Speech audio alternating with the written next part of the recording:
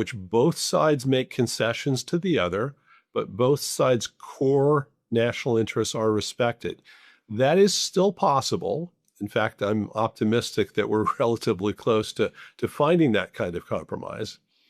But it is not detrimental to Europe. In fact, it is vital to Europe's future security and prosperity. And some Europeans understand this, but far from all. That's not the dominant way of understanding things in Europe.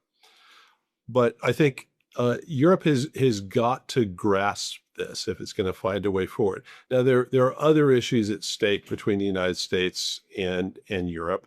Part of them have to do with politics.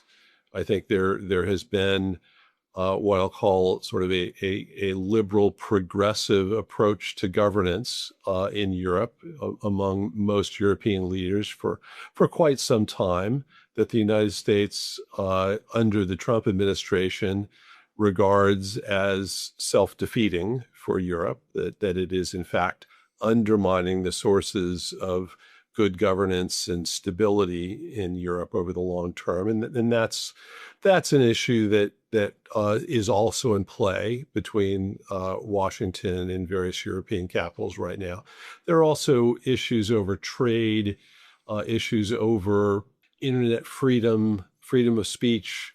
These are complicated things. And the U.S. does have a stake in those issues. You know, when Europe, in the interests of internet governance, bans things online, prohibits certain kinds of speech online, that inevitably affects Americans because the internet, doesn't respect geographic borders. If you ban things in cyberspace in Europe, you're inevitably banning Americans and American entities in ways that affect U.S. interests, and we're going to have a say in that. That's inevitable. So these are things that are going to have to be worked out. It's not just about a disagreement over Ukraine. I think these are manageable issues over time, provided we're able to talk with each other and understand that reasonable allies can have differences of opinions on these things, but they can be managed. I think that's a good approach to take.